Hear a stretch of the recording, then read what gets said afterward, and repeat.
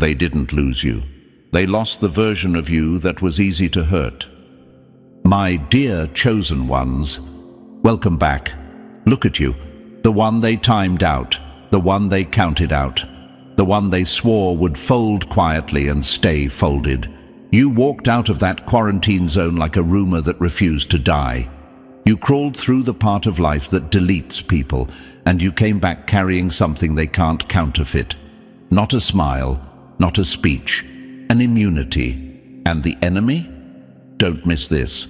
The enemy is watching you like someone watching a locked door they used to walk through for free, because they built a whole story where your pain was the ending. They treated your breakdown like entertainment. They watched like spectators, taking mental notes, waiting for the moment you'd tap out so they could say, "See, I knew it." They weren't praying for your recovery. They were betting against it. They weren't checking on you to support you. They were checking on you to confirm you were still down. Here's the part that hits them in the teeth. You didn't just survive. You returned upgraded. You can feel the shift, can't you, chosen ones? That strange silence around you, not the peaceful kind, the uneasy kind, the kind that happens when people realize the old buttons don't work anymore. They look at you longer. Some avoid you. Some get stiff when you speak calmly. Some act like you're too much now. Translation: you're no longer manageable. You're no longer predictable. You're no longer the person they could provoke and then blame for reacting. Let me give you a quote to carry like a blade. Your calm is proof their control expired. Because what you survived wasn't a bad week, it was a sickness. And I'm not only talking about the kind that hits the body, I'm talking about the kind that hits the mind, the trust, the identity, heartbreak that made breathing feel like work, betrayal that rewired your nervous system, loneliness that turned your own reflection into a stranger, trauma, burnout, grief, rejection, the kinds of hits that reset people back to zero. Most don't come back from that. They keep walking, but they're gone inside. You know it. You've seen it. Some of them are still alive, but they're not living. But you, chosen one, you did something rare. You came back with antibodies. Before we move forward, chosen ones, lock this moment in. If this message is hitting where it's supposed to hit, support the work behind it. Hit the like button and subscribe to the channel so we can keep showing up with this kind of energy, clarity, and truth. Every like tells the system this content matters. Every subscription keeps this movement alive and growing. We put real effort into bringing you words that ignite strength, shift perspective, and remind you who you are when the world tries to shrink you. Stay connected, chosen ones. This is how we keep delivering content that fuels growth, resilience, and unstoppable momentum. So if the question is crawling around your mind right now, why do people act weird around me? Why do they look uncomfortable? Why does it feel like my presence changed the temperature in the room? Here's the answer. Because it did. You survived what was supposed to finish you, and survival like that doesn't leave you the same. It changes your posture, your eyes, your patience, your tolerance for nonsense. It upgrades your instincts into a security system that doesn't sleep. Another quote for the ones who tried you: you can't threaten someone who already lived through the worst. That's why the enemy hates this version of you. You're walking evidence. You're the outcome they didn't plan for. They wanted you shattered into weakness. You shattered into components and rebuilt into something sharp. Like a star collapsing into a supernova, not a candle blowing out. Your pain didn't turn you soft, it turned you precise. Your suffering didn't make you fragile, it made you aware. And yes, chosen ones, I know the other question you're asking. If I'm immune now, why do I still feel things? Why does it still sting sometimes? Because immunity isn't numbness. Immunity is mastery. It's the ability to feel a hit and not let it become your identity. It's taking a wound and refusing to build a home inside it.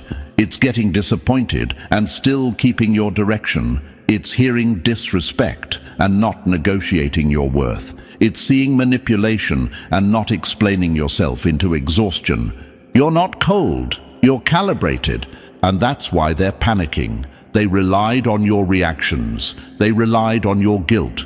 They relied on your need to be understood. They relied on you over-explaining your boundaries until you were too tired to keep them. But now you don't argue. You observe. You don't beg. You decide. You don't chase. You replace the whole pattern with silence. Here's an idiomatic heading to brand this chapter the right way. Once you've been through the ringer, nothing can rattle you. Before we go any deeper, chosen ones, do your part in this mission. Hit the like button and subscribe, not for vanity, for reach. This message is for the ones who are rebuilding in silence and don't have language for what's happening to them. And if this is you, mark your arrival. Drop a 777 in the comments as your quiet signature that you didn't just make it through. You came out immune. Because survival wasn't your ending, it was your promotion. And the enemy, they can feel it. They're not scared of your words, they're scared of your upgrade. Number 1. They tried to end you and accidentally engineered something dangerous. They meant to break you, but it blew up in their faces. They applied pressure expecting collapse, and all they did was activate something they can't shut down. My dear chosen ones, this is where the truth starts cutting deep. Let's stop pretending. They didn't want you tired. They didn't want you learning. They didn't want you temporarily slowed down. They wanted you finished. They wanted the kind of break that doesn't heal, the kind that leaves a person breathing but erased. They wanted you reduced to a warning story they could point at whenever courage showed up in the room. And they smiled while they waited. You saw it. In the sideways glances, in the fake concern, in the carefully worded messages that sounded supportive but carried relief underneath. Just checking on you. Take your time. I hope you're okay. What they really meant was, stay there. Don't recover too fast. Don't come back sharp. Don't realize what you're capable of. Because the moment you did, the entire balance of power would flip. Here's the part they never calculated, chosen ones. Pressure doesn't only destroy. Sometimes it forges. Sometimes it forces a system to adapt in ways comfort never could. They pushed you expecting surrender, and instead they triggered evolution. You didn't break in the direction they aimed you. You didn't collapse into silence or disappear into bitterness. You changed form. Think about that. They applied weight expecting bones to snap. Instead, your structure reorganized. Like metal in fire, you didn't melt into weakness. You hardened into something precise, controlled, durable. You didn't fall apart, you recalibrated, and now they don't know how to stand near you. You've noticed it, haven't you, chosen ones? The way people hesitate around you now. The way conversations stall, the way familiar faces feel uncertain, almost cautious. That's not because you're aggressive, it's because you're no longer fragile, you're no longer leaking reactions, you're no longer advertising your wounds. And for people who built their confidence on your vulnerability, that's terrifying. Let me answer a question you might be asking right now. Why does my strength bother them so much if they never cared about me? Because your pain was never personal to them. It was functional. Your struggle made their excuses feel justified. Your breakdown made their stagnation look normal. As long as you were hurting, they didn't have to look at their own limitations. You were the comparison that kept them comfortable. That's why they watched instead of helped. That's why they listened to rumors instead of your voice. That's why they wanted front row seats to your lowest moment. Not out of cruelty alone, but fear. Fear of what would happen if you ever healed. And now look at the outcome. They expected a meltdown. They got a transformation. They expected a victim. They activated a survivor with memory. You came back with instincts sharpened by experience, boundaries reinforced by loss, and awareness built from impact. You rebuilt yourself with parts they don't even recognize because they've never been forced to develop them. Here's a quote to lock in. You didn't survive to prove them wrong. You survived because you were built to adapt. Chosen ones understand this clearly. You are not intimidating because you're loud. You're unsettling because you're calm. Because calm after chaos signals something most people don't have. Internal stability earned under pressure. You carry the kind of composure that only comes from seeing the worst and realizing it didn't end you. That's why they avoid your eyes now. That's why their jokes fall flat. That's why their insults sound weak and rushed. They're not reacting to confidence. They're reacting to evidence. Evidence that someone can go through the kind of experience that wipes others out and still stand upright, clear-minded and intact. You walked through nights that would have folded them. You faced internal battles they wouldn't survive a week inside. You experienced loss, isolation, betrayal, or exhaustion that permanently reshapes a person. And instead of coming out desperate for approval, you came out selective. Instead of begging for understanding, you came out observant. Instead of shrinking, you came out defined. That's not luck. That's adaptation. Now, let's hit the question that surfaces when the noise dies down. Why did this have to happen to me? Here's the answer: chosen ones, without romance and without comfort. Because the version of you that existed before wouldn't have survived what's ahead.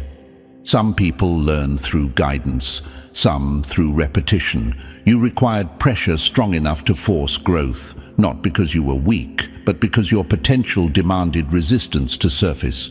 They wanted you broken so they could remain unchallenged. Instead, you became the consequence they didn't plan for. Your recovery exposed how little strength they actually had. Your clarity highlighted their avoidance. Your boundaries revealed their dependency. Your presence now forces comparison they can't win. Let this land hard.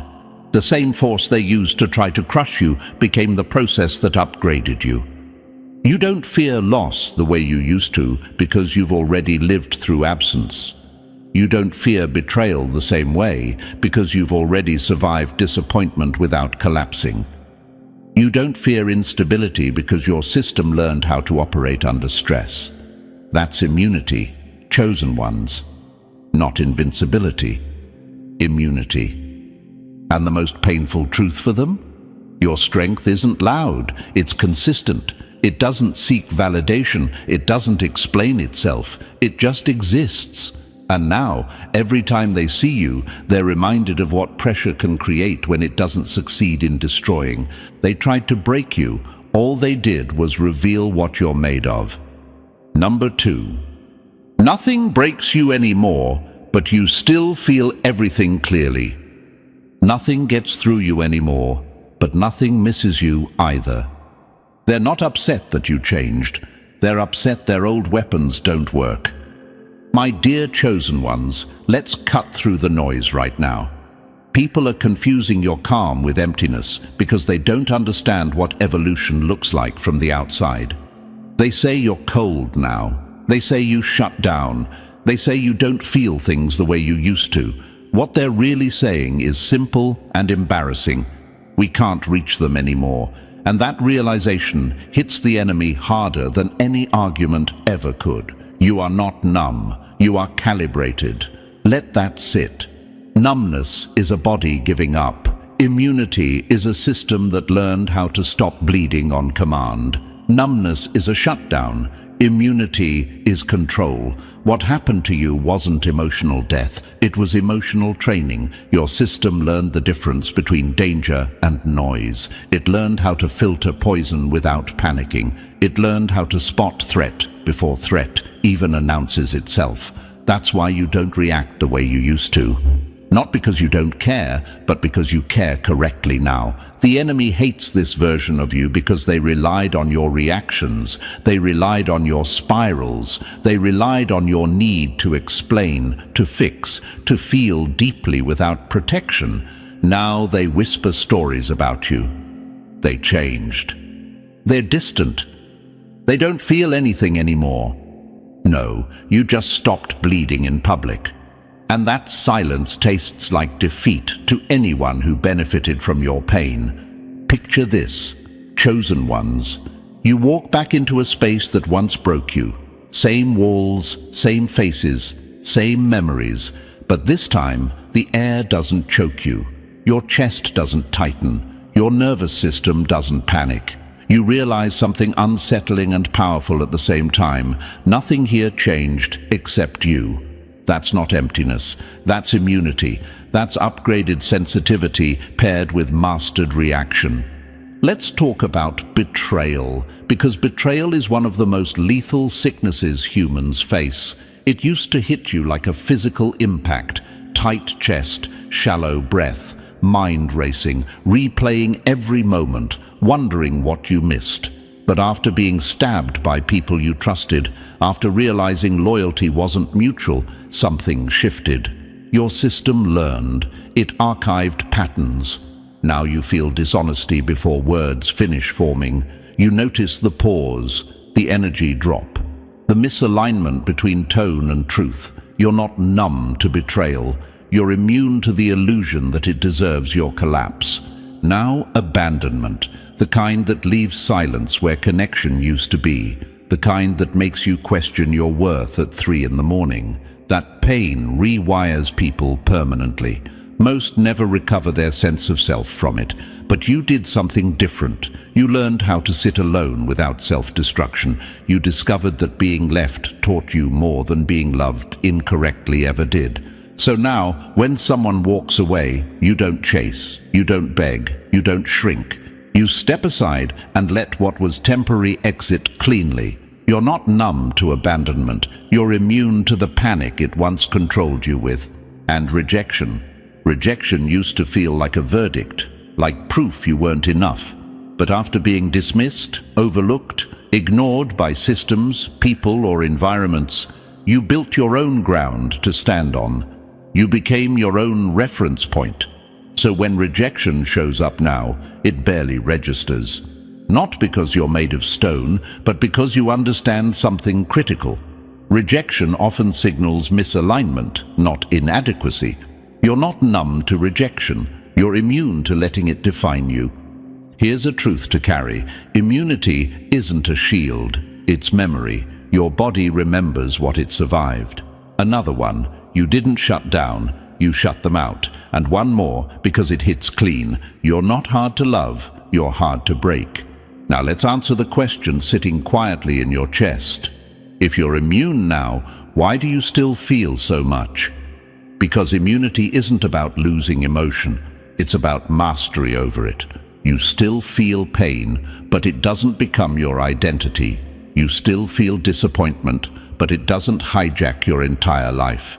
You still feel anger, but it doesn't turn you into someone you don't recognize. You experience emotions without being owned by them. And this is where you become dangerous to the enemy. Imagine them trying the same manipulation that once sent you spiraling. Same words, same tone, same emotional bait. But this time, nothing happens. You blink, you observe. Their weapon doesn't land, the trap doesn't close. The silence that follows makes them uncomfortable because they realize something irreversible. You can't hurt someone who already healed from you. It's like trying to poison someone who already carries the antidote in their bloodstream. That's your life now. Be honest, chosen ones. People don't miss you. They miss the version of you they could control, the one who apologized too much, the one who accepted crumbs, the one who bent until it hurt. That version didn't survive the sickness. Immunity is what brought you back. What you carry now is emotional intelligence built from breakdowns, awareness sharpened by betrayal, strength sculpted by abandonment, clarity shaped by rejection. Immunity is your system quietly saying, "I've seen this before, and I know how to survive it." You didn't become immune overnight. Repetition built this. Patterns stopped surprising you. Triggers stopped controlling you. Pain stopped confusing you.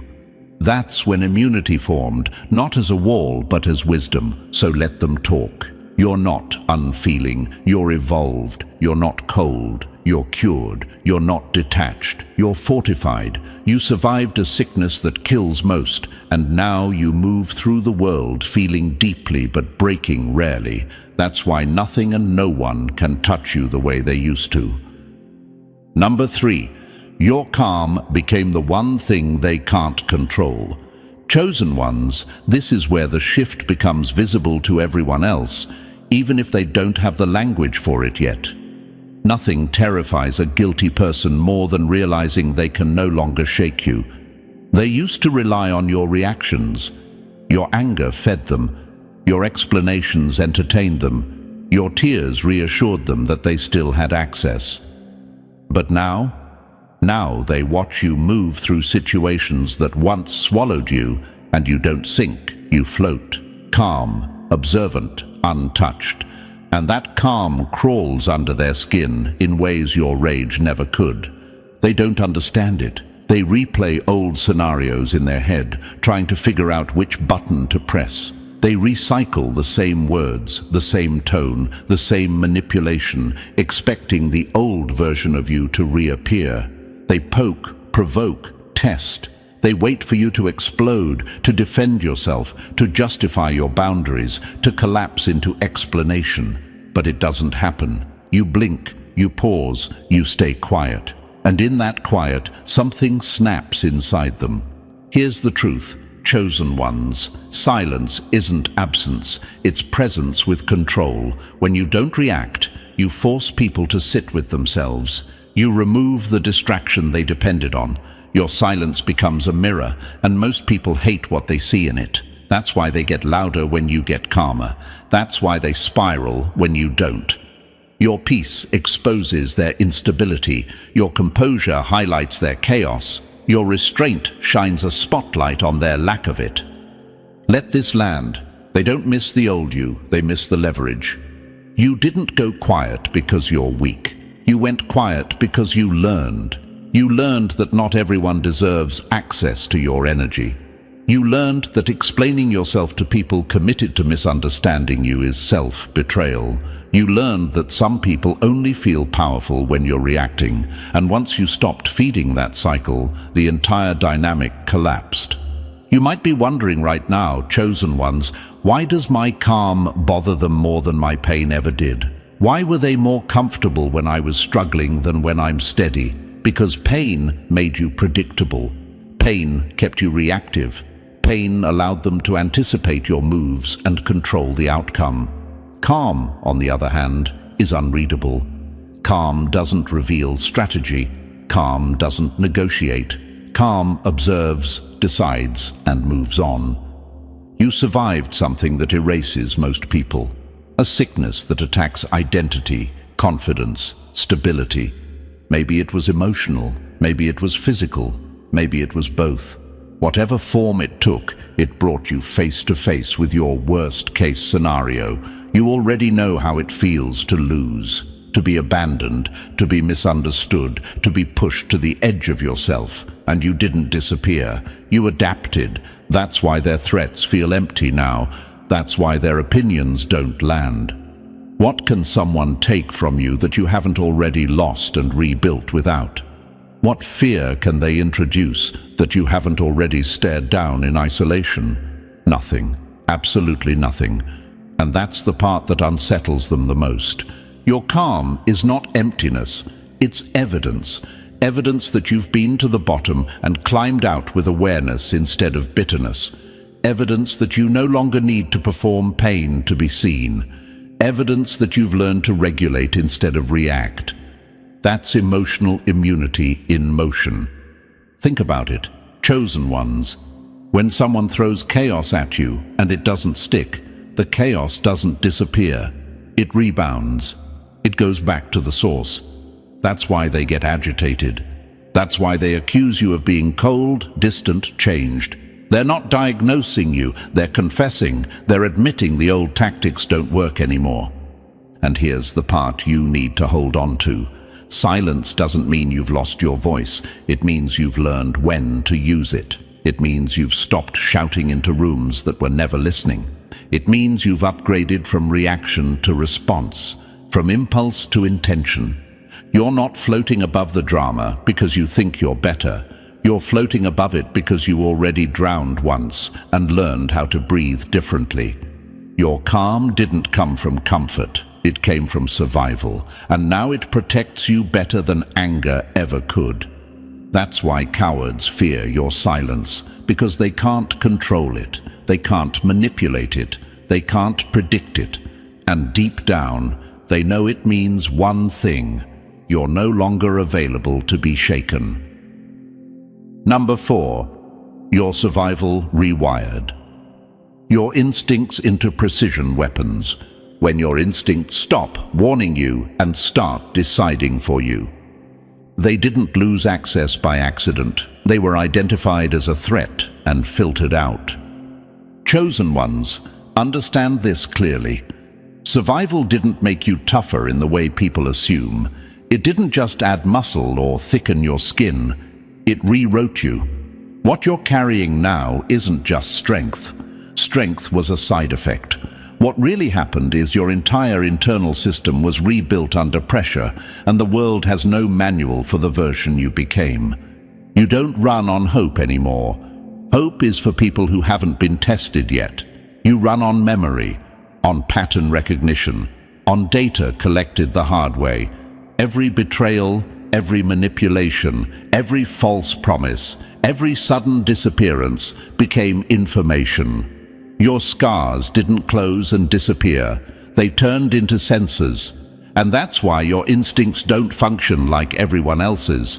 You feel things before they happen now, not in a dramatic way, in a quiet, unsettling way. You can sense when something is off before a single word lands. You catch hesitation in tone. You notice timing shifts. You feel energy change in a room the way others feel a temperature drop. Lies don't surprise you anymore because you feel them forming before they're spoken. Ulterior motives register like pressure in your chest. Fake intentions brush against your nervous system like static electricity. And that's when people get uncomfortable, chosen ones, because you don't need proof the way they expect. You don't need explanations. You don't need to wait and see. Your system already ran the scan. Here's the part most people don't understand. Your instincts didn't sharpen because you wanted to be guarded. They sharpened because ignoring them almost cost you everything. You learned through impact that hesitation can be dangerous, that giving the benefit of the doubt too freely can be lethal, that overriding your gut to keep the peace is how peace leaves your life. So now, when something doesn't align, you don't argue with yourself anymore. You don't gaslight your own perception. You don't talk yourself out of clarity just to avoid discomfort. You listen and you act. Let this quote land where it needs to. They weren't rejected emotionally, they were rejected biologically. Once your system flags something as a threat, you move differently. You choose differently. You don't entertain people auditioning for access they haven't earned. You don't invest in situations that feel contaminated just because they look good on the surface. You don't override red flags with optimism. You document them mentally. You categorize them. You step back without drama. That's why some people feel cut off without a conversation. They expect explanations because they're used to you negotiating your boundaries. They're used to you explaining your discomfort until it disappears. But now, your response isn't emotional. It's automatic, efficient, quiet, final. And yes, chosen ones, I know the question rising in your mind right now. Why do people say I've changed? Why do they act like I'm cold or distant? Because the version of you they knew required access to function. This version doesn't. You're not cold. You're regulated. You're not distant. You're selective. You're not paranoid. You're informed. Most people spend their entire lives silencing their intuition because it conflicts with what they want. They override their gut for comfort. They ignore internal alarms for familiarity. They choose to stay confused rather than be alone. You don't have that luxury anymore. You paid too much for clarity to give it away. You earned your instincts in the fire, in the nights where something felt wrong and you ignored it, in the moments you talked yourself into staying when everything inside you was screaming to leave, in the times you explained away disrespect because you didn't want to lose connection. That tuition was brutal, but it taught you a language most people never learn. Now you understand the difference between nervousness and intuition, between fear and warning, between discomfort and danger. And once you learn that difference, you can't unlearn it. That's why your presence filters people without effort. Those aligned with your peace feel safe around you. Those who rely on chaos, manipulation, or hidden motives feel exposed. Not because you confront them, but because you don't react the way they expect. Their tactics hit nothing. Their hooks don't sink. Their tests fail silently. Another truth to carry. Your instincts didn't turn into weapons, they turned into gatekeepers. Anyone who comes close now either fits the structure you've built or gets denied access before they even reach the door. There's no argument, no explanation, no emotional labor, just alignment or rejection. And that's immunity, chosen ones. Not aggression, not paranoia, immunity. You survived a sickness that kills most. It forced your system to adapt faster, sharper, smarter. Now your instincts don't ask for permission. They decide. And the world has no defense against someone who finally learned to trust themselves. Number 5. The experience that was supposed to destroy you turned you unrecognizable. What almost ended you put your name in a different category. The thing they called your weakness is the very reason your name carries weight now. My dear chosen ones, let's get something straight before we go any further. What you survived wasn't a setback. It wasn't a phase. It wasn't something you simply got over. It was lethal to who you used to be.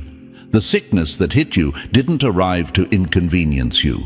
It arrived to erase you. And that's exactly why surviving it changed everything. This sickness wasn't always visible. Sometimes it attacked the body. Sometimes it went straight for the mind. Sometimes it hollowed out the identity so quietly that people around you didn't even notice what was happening. That's the kind that kills most people long before anyone realizes they're gone. They keep showing up, keep functioning, but the spark is dead. The will is gone. The self is missing. But you didn't disappear. Maybe your sickness was loving someone who only knew how to take. Imagine pouring yourself into a connection so deeply that you slowly faded out of your own life. You became the supporter, the fixer, the giver, while watching your own needs starve. That kind of emotional bleeding drains people dry. It leaves them empty, resentful, disconnected from themselves. Most never recover their sense of self after that. But you did. And not because it was easy, because something inside you refused to vanish quietly. Or maybe your sickness was the environment you were trapped in. Waking up every day in a place that poisoned your energy. A space where joy couldn't breathe, where confidence eroded over time, where your light dimmed a little more each morning. Environments like that don't just hurt people, they erase them. They teach people to shrink, to numb out, to survive instead of live. Yet somehow, even there, something in you stayed alert. It watched, it learned, it waited. Maybe your sickness was carrying everyone else, being the emotional anchor, the problem solver, the one who held everything together while no one checked if you were still standing. Imagine holding so much weight that your own structure started to crack. That kind of responsibility destroys most people silently. But it taught you something ruthless and necessary. You don't owe your survival to those who benefited from your sacrifice. Here's a truth to keep close.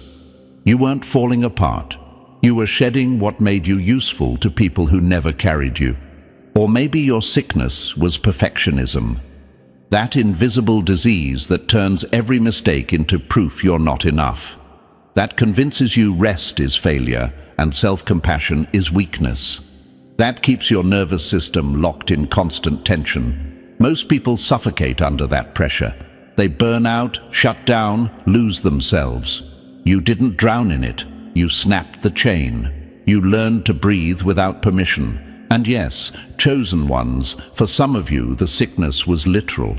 Your body weakening, your energy disappearing, your health collapsing while the world told you to push through. There's nothing more isolating than being physically unwell while emotionally unsupported. That kind of pain doesn't just hurt, it changes how you see people. But even then, your system chose survival. Your lungs kept pulling air. Your bones held their ground.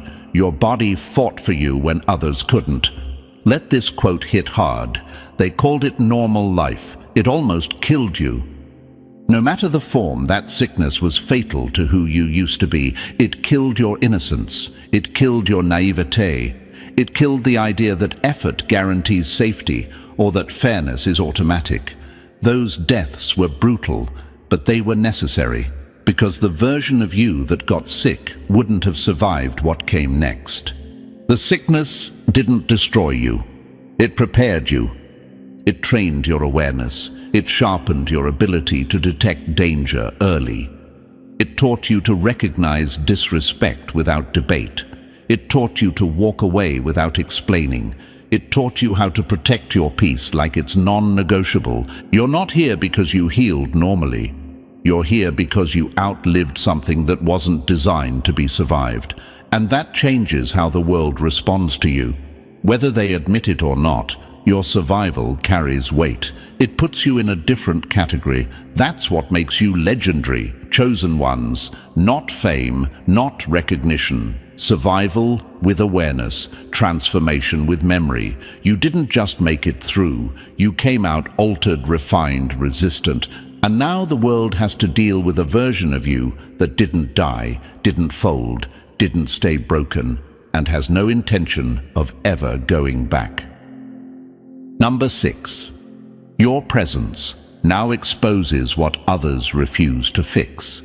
You walk in, and the masks start slipping. Your presence doesn't threaten people. It exposes what they've been avoiding. My dear chosen ones, this is the phase where things get misunderstood on purpose. People love to soften what you've become because the truth makes them uncomfortable. They want to frame your strength as calm, gentle, soothing, like you're here to make everyone feel safe. No, let's correct that illusion right now. Your presence doesn't calm the room. It audits it. It exposes the cracks, the unresolved wounds, the untreated damage people have been hiding behind noise and distractions. Your immunity isn't passive. It's active. It's offense, not defense. You didn't survive a sickness that deletes most people just to become background peace. You became disruption with discipline. When you walk into certain spaces, the energy doesn't relax. It reorganizes. Conversations change. People become self-aware. Some grow quiet. Some get defensive. Some suddenly feel the urge to explain themselves, even when you didn't ask a single question. That's not because you're judging them, it's because unhealed systems react violently to stability they can't fake. Here's a truth they won't say out loud. Your immunity cancels environments built on dysfunction. You don't just block toxicity, you neutralize it. Like opening a window in a room where people got used to breathing poison, your presence introduces fresh air, and suddenly everyone realizes how bad it smelled. That realization hurts, and pain always looks for someone to blame. Chosen ones, you carry proof. Proof that survival is possible without becoming bitter. Proof that pain can be metabolized instead of worshipped. Proof that scars don't have to become excuses. And people feel that before they understand it. On a level deeper than language, They recognize that you've been somewhere dark and came back with something they don't have. Not stories, not complaints, antibodies. Let's answer the question forming in your mind right now. Why do people act strange around me even when I'm silent? Because silence, backed by experience, is loud. Your posture carries memory. Your voice carries restraint. Your stillness carries authority. You don't need to announce what you survived. It leaks through how you move, how you pause, how you choose not to react. That's why people sense you've been through something they don't want to face, and proximity to that truth makes the unhealed nervous. Another quote to anchor this: "You remind people of what healing costs, and most aren't willing to pay." Here's where the boundary gets sharp. Chosen ones. You are not here to fix everyone. You are not here to be the emotional cleanup crew for people who refuse to grow. You are not the therapist for adults who romanticize their pain and wear their wounds like personality traits. You are the example, not the ambulance. And that distinction matters. Some people want to stand near your strength hoping it will rub off without effort. They want the outcome without the work, the clarity without the confrontation, the peace without the accountability. They want you to be the cure while they stay loyal to the sickness. That's not partnership, that's extraction. You've done that before, haven't you? Carried people who kept jumping back into the same pit, explained the same lessons to people addicted to confusion, offered stability to those who found chaos more familiar, and it drained you, it weakened you, it delayed you. That phase is over. Here's the line that cuts through the guilt they try to hand you. You're responsible for your healing. I'm responsible for my boundaries. Read that again, chosen ones. Your immunity isn't selfish, it's necessary. It's the system protecting itself after learning the cost of overexposure. You didn't become selective because you think you're better than others. You became selective because you know what unchecked access does to your energy, your focus, your trajectory, and here's the balance, because this matters. If someone is ready, truly ready, you'll feel it. They won't ask you to save them. They'll ask how you did it. They won't dump their pain on you. They'll take responsibility for it. With those people, you guide, you share, you walk alongside. But if they're still negotiating with their demons, still in love with the chaos they complain about, you step aside without apology. Because your immunity isn't designed to save everyone. It's designed to protect you while you rise. And let's be honest about what's happening now. Your very existence is a mirror.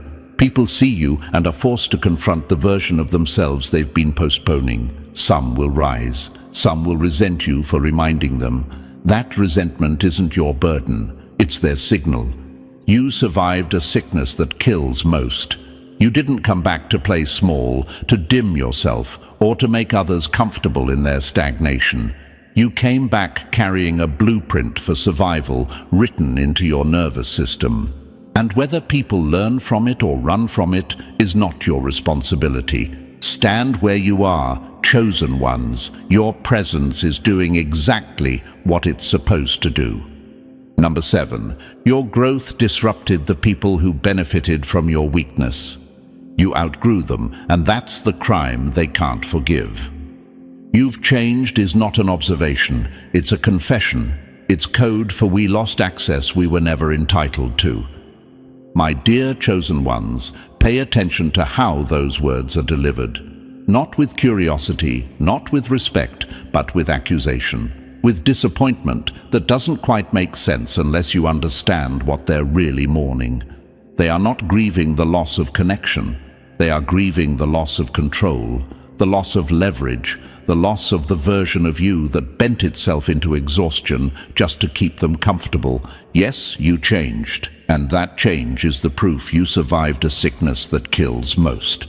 Let's be honest, these are the people who benefited from your overgiving, your silence, your guilt, your self-doubt. You used to shrink so rooms wouldn't feel tense. You used to swallow disrespect so others wouldn't feel exposed. You used to explain yourself into the ground so no one else had to reflect. You convinced yourself that crumbs were meals and scarcity was normal because that's what kept the peace. And every one of those habits was slowly erasing you. That wasn't kindness. That was self-abandonment dressed up as loyalty. So when they say you've changed, what they really mean is you don't bleed the same way anymore. They can't guilt you into sacrificing your health. They can't manipulate you with disappointment. They can't press your old buttons because you ripped the entire control panel out of the wall, and that terrifies them. Here's a quote to carve into your backbone. Chosen ones, I didn't become cold. I became clear. You didn't freeze. You focused. You didn't detach. You recalibrated. You didn't stop caring. You stopped paying for other people's comfort with your own survival. And that shift wasn't optional. It was mandatory, because the version of you they miss wouldn't have survived another season. That version was running on fumes, apology, and hope that someone would eventually treat you right. But survival doesn't wait for permission. You had to build boundaries because experience proved your softness was being exploited. You had to prioritize yourself because no one else was doing it. You had to stop negotiating your worth because every negotiation was costing you pieces of yourself you couldn't afford to lose. That's not selfishness. That's immune response. And now they look at you like you're unrecognizable. Good. You are not supposed to resemble the person who barely made it out alive. You are not supposed to look like the version of you that almost disappeared trying to belong. Growth isn't designed to be familiar to people who only knew you when you were convenient. Here's another truth they struggle to swallow. Access expires when evolution begins. The moment you chose survival over comfort, truth over validation, self-respect over belonging, the dynamic collapsed. Not because you became arrogant, but because you became intact.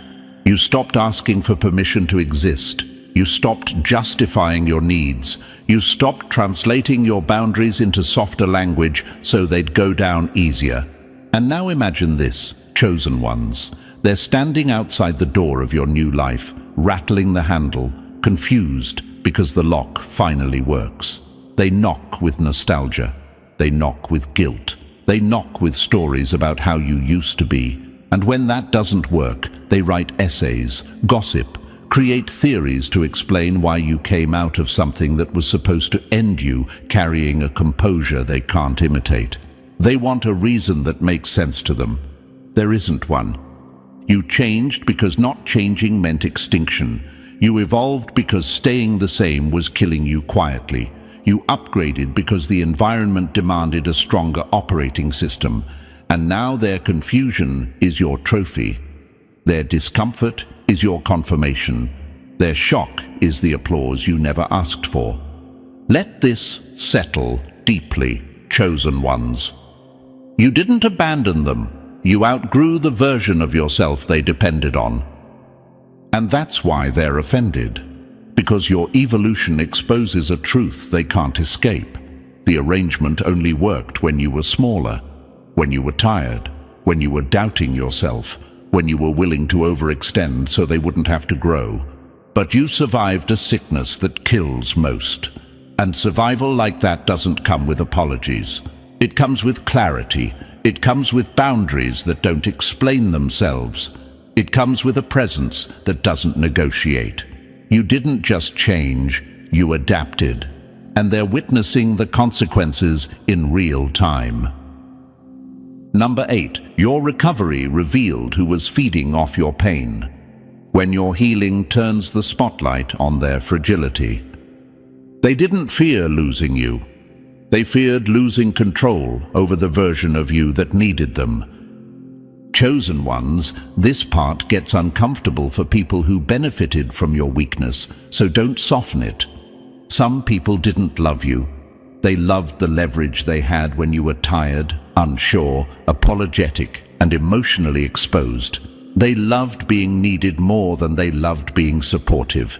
They loved the role your pain gave them. And the moment you healed, that role collapsed. That's why they're not clapping for your comeback. They're scrambling, because your recovery didn't just restore you, it exposed them. It revealed who was actually standing with you and who was quietly feeding off your instability. These were the people who felt important when you were dependent, who felt powerful when you were doubting yourself, who felt relevant when you were shrinking. Your weakness gave them purpose. Your strength takes it away. And now, chosen ones, watch what happens next. They don't come at you directly. They probe, they test, they poke at old wounds, not because they care, but because they want to see if the same triggers still work. They bring up the past casually, pretending it's nostalgia, when really it's reconnaissance. They ask questions they already know the answer to, just to see if you'll explain yourself again. They say things like, "You've changed," not as an observation, but as an accusation, hoping guilt will pull you back into your old position. Let's be clear, you did change, you healed, and healing always threatens people who relied on your pain. Here's a quote to carry like armor. They didn't want you healthy, they wanted you predictable. Chosen ones, this is where your immunity shows up quietly but powerfully. You don't argue, you don't defend, you don't announce your boundaries, you simply stop being available. You become harder to reach, slower to respond, less reactive. Not out of bitterness, but clarity. Your system has learned what drains you, and it refuses to cooperate with it anymore. And this is where another question creeps in. How did I miss this before? Because when you're surviving, you mistake familiarity for loyalty. You confuse shared history with shared values. You assume that because someone has been around a long time, they must be on your side. But pain sharpens perception. Healing clarifies memory. And now, looking back with sharpened vision, you can see it clearly. Some people weren't anchors. They were weights. They weren't family. They were comfortable parasites who mistook your endurance for permission. Your immune system rejects them now, automatically, efficiently, without drama. And notice this, chosen ones. When you stop bleeding for people, they call you cold. When you stop overgiving, they call you distant. When you stop explaining, they call you arrogant. These labels aren't about you, they're grief responses. They're mourning the version of you they could access without effort, without accountability, without growth. Here's the hard truth they can't swallow. They're not losing you, they're losing their supply. And as that door closes, something else happens, something quieter, something powerful. You start attracting a different kind of person, not flawless, not heroic, just real. People who have also been through pressure and came out refined instead of resentful. People who don't need you to perform or overfunction to earn a place. People who don't panic when you go quiet, because they understand silence isn't punishment, it's regulation. You'll recognize them immediately, chosen ones. They don't rush you, they don't demand access, they don't flinch at your boundaries, they don't try to fix you or manage you. They see your scars and don't ask for explanations. They recognize them as credentials, proof that you've been tested. This isn't trauma bonding, this is power alignment. Two people who have learned how to stand alone can finally stand together without leaning, without draining, without controlling. Conversations feel clean. Presence feels steady. There's no tug of war for dominance or validation, just mutual respect built on shared resilience. And this is where your healing completes a crucial cycle. It doesn't just protect you from those who fed on your pain, it clears space for relationships that don't require you to be broken to belong. So if people fall away right now, don't chase them. If they grow uncomfortable, don't explain. If they accuse you of changing, don't correct them. Healing doesn't negotiate with those who benefited from your wounds. Chosen ones, your recovery didn't make you selfish. It made you selective. And selection is survival refined. You survived a sickness that kills most. Of course, your healing exposes their weakness. They were never built to stand beside someone who no longer needs to be saved. Number 9. Pain stopped hurting you and started training you. When pain stops breaking you and starts briefing you. Pain used to be the enemy, chosen ones, something you feared, avoided, negotiated with, or tried to outrun. Every hit felt personal. Every wound felt like a verdict. Pain used to knock the air out of you and leave you questioning your worth, your strength, your direction. But that was before you survived the sickness that deletes most people. That was before pain stopped being a threat and started becoming a source of intelligence. Now pain doesn't own you, it informs you. Let that land. Pain is no longer a disaster in your system. It's data, it's a report, it's a signal, and that shift alone is proof of immunity, because people who are still unprotected treat pain like an emergency. They panic, they spiral, they collapse emotionally and mentally the moment something goes wrong. They confuse discomfort with danger. But you've lived through real danger. You've stared down experiences that could have erased you. So when pain shows up now, it doesn't hijack you, it briefs you. Being immune doesn't mean nothing stings. That's a lie weak people tell themselves to feel tough. Immunity means when something stings, it doesn't become your identity. You don't explode, you don't beg, you don't lose control. You slow down, you observe, you calculate. Pain enters your system like information entering a processor. It reports what's wrong, what's misaligned, what needs to change. And once you extract the message, you move. Imagine someone throws a punch at you expecting you to fold. They've seen the old version of you react emotionally, fall apart, lose balance. But this time, you don't flinch. You tilt your head, you study the angle, you adjust your footing, and suddenly the punch tells you more about them than it ever did about you. That's the difference. Pain doesn't knock you out anymore. It sharpens your awareness. Chosen ones, this is why people don't understand how you move now. They watch you walk through situations that would wreck them and assume you're detached, cold, or reckless. They don't realize you're operating with experience instead of fear. You've learned something most never do. Pain is energy, and energy doesn't disappear. It transforms. It can turn into bitterness, or it can turn into clarity. It can become resentment, or it can become strategy.